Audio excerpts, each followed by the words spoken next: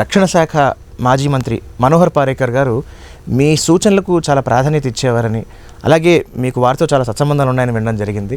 And అలాగే వారి పనిచేసే విధానం ఎలా ఉండేది? మనోహర్ పారేకర్ గారండి, అంటే ఒకటేంటంటే ఆయన ఎవరు ఉత్తరం రాసి నేను మిమ్మల్ని కలవాలండి ఇది నాది అని అంటే ఆయన ఇచ్చేసేవారంటే appointment. Most accessible person for everybody. Very down to earth.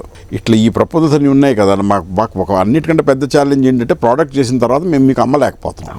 మీరేంటి సింగిల్ వెండరు ఇది అంటున్నారు, మేము ఇన్నోవేట్ ఎట్లా చేస్తాం మేము సింగిల్ వెండర్ అని చాలామందికి మేము అప్రోచ్ అయ్యి చెప్పాం. ఏది మీరు ఇది చేస్తే తప్ప మీరు సింగిల్ వెండర్ కొంటే తప్ప మీకు వరల్డ్ బెస్ట్ రాదు. ఇలా దీంట్లో అంటూ ఉంటారులేండి, there is no runner up in war అని, which is actually true. There are ఓడిపోతే ఓడిపోయాము.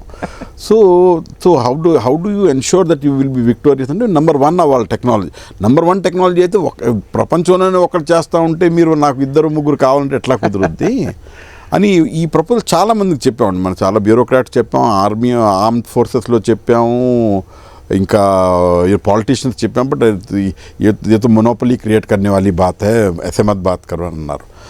పరికర్ గారి దగ్గరికి వెళ్ళి సార్ ఇదండి మీరు ఇన్నోవేషన్ ఎట్లా జరుగుద్ది అని అంటే ఏంటి సొల్యూషన్ ఏంటంటే అప్పటికి నా ఈ 10 ఏళ్ళుగా ఐడిడిఎం డాక్యుమెంట్ కొంచెం ఇంప్రూవ్ చేసి ఇంటరాక్షన్ అయ్యి మన అసోసియేషన్స్ తోటి ఉంది నా దగ్గర. ఐడిడిఎం అంటే indigenously design, developed and manufactured. ఇండియాలో ఎస్పెషల్లీ అంటే మాకు ఏంటంటే manufacturing is the main activity అనుకుంటాం మనం. Actually manufacturing is this very small activity అండి. ఏంటి ఒక ఎగ్జాంపుల్ ఇస్తాను నేను. ఐఫోన్ ప్రో మ్యాక్స్ అని ఉంది ఒకటి, అది నేను 16 గురించి చెప్తున్నాను నేను. అది $1,200 అమ్మేవారు. $1,200 దాంట్లో బిల్ ఆఫ్ మెటీరియల్ అంటే కాంపోనెంట్స్ కాస్ట్ $485. సో మిగతా $715 మ్యానుఫ్యాక్చరింగ్కి ఎంత వెళ్ళొద్దని ఊహించుకుంటాం మనం. జనాలు అంటారు 200 ఉంటుందండి, 300 ఉంటుందండి అని అంటూ ఉంటారు. యాక్చువల్గా అంటే మ్యానుఫ్యాక్చర్ చేసేది ఎవరు? ఫాక్స్కాన్.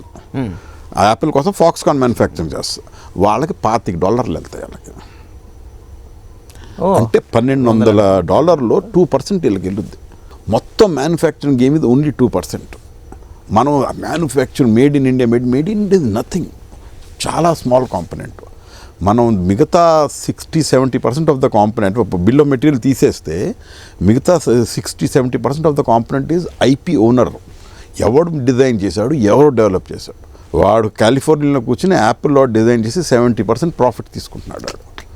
చైనా వాడికి 2% వెళ్ళేది, ఇండియాకి 2% వెళ్ళేది. మనం దీని మీద మేడ్ ఇన్ అంటున్నాం. యాక్చువల్గా it is design and develop which is the crux of A nations progress. So దీని మీద ఫోకస్ చేయడంతో ఈయనతో అదే చెప్పాను సార్, మనం డిజైన్ అండ్ డెవలప్మెంట్ చేయాలంటే ఇంకా మీకు ఇవాళ మనం ఏం సెలబ్రేట్ చేస్తాం, వాడి వింగ్ మ్యానుఫ్యాక్చర్ చేస్తున్నాం, వాడి వీల్ ఇక్కడ చేస్తున్నాం. We are part of the global supply chain. But ఎవడో ప్రోడక్ట్ చేస్తున్నాం మనం, ఆ ప్రోడక్ట్ మనది కాదు. సో ఆ ప్రోడక్ట్ మనది అవ్వాలంటే మనం డిజైన్ చేసి డెవలప్ చేయగలగాలి.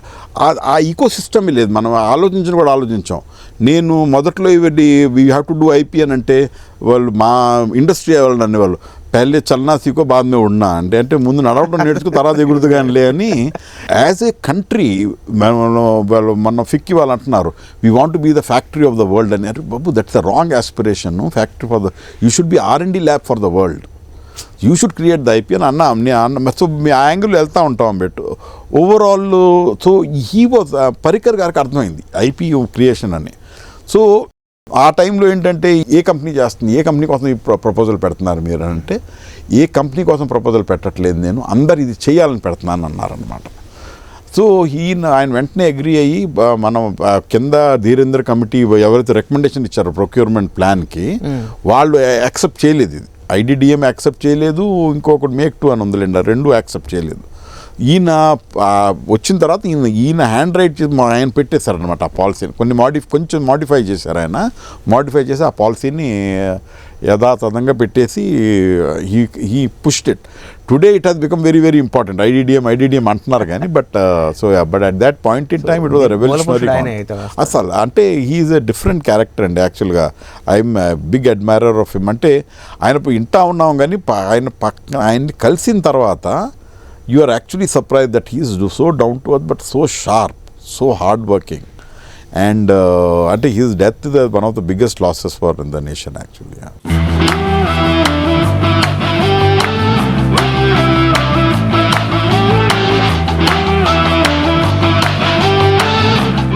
సార్, ఈ డిఫెన్స్ పర్చేస్ పాలసీ బిల్లో అసలు ఎలాంటి అంశాలు ఉంటాయి అండ్ ఈ ఐడిడిఎం విధానంలో దేశానికి కలిగే ప్రయోజనం ఏమిటి? ఇంతకుముందు డిపిపి అనేవారండి, ఇప్పుడు డిఏపి అంటున్నారు, డిఫెన్స్ అక్విజిషన్ ప్రొసీజర్ అని అంటారనమాట. ఓకే.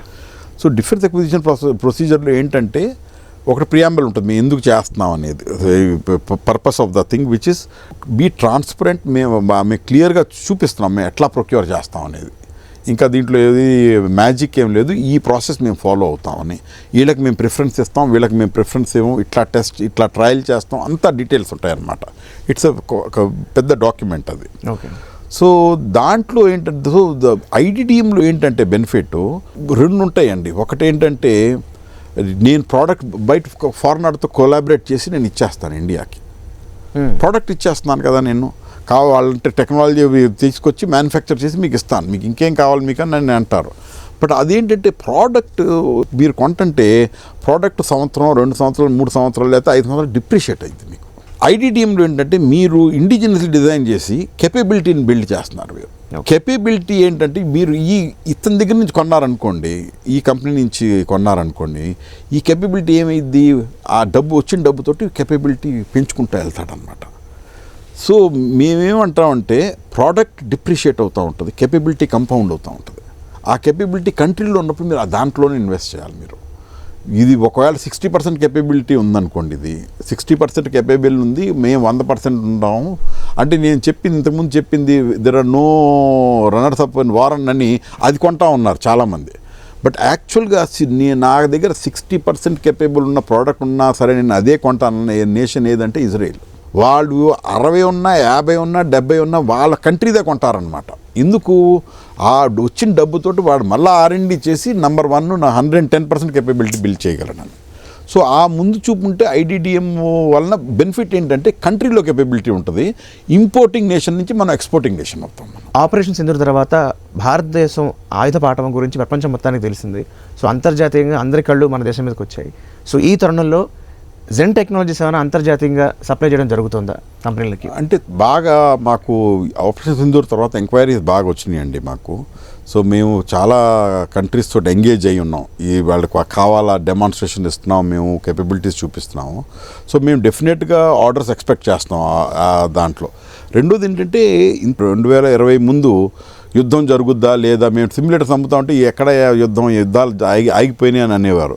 బట్ తర్వాత ఆర్మేనియా అజర్బైజాన్ యుద్ధం జరిగింది, యుక్రెయిన్ రష్యా జరిగింది. ఇప్పుడు ఏంటంటే 2 బుద్ధిస్ట్ నేషన్స్ కంబోడియా థాయిలాండ్ కొట్టుకుంటున్నాయి అన్నమాట. సో యుద్ధం ఎప్పుడు జరుగుద్దా అనేది అడుగుతున్నారు కానీ జరుగుద్దా లేదని అడగట్లేదు.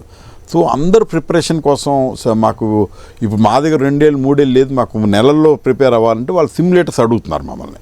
So anti drone systems, drone Israel Iran వార్లో షాహెద్ డ్రోన్ గెలిచిందంటారు యుద్ధం, వాళ్ళు అన్ని పంపించారని.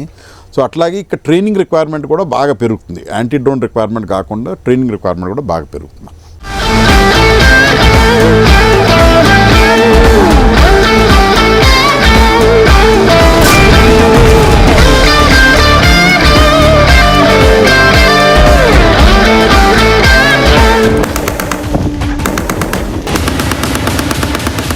చెప్పాలి కార్యక్రమంలో ఇప్పుడు ఒక చిన్న విరామం.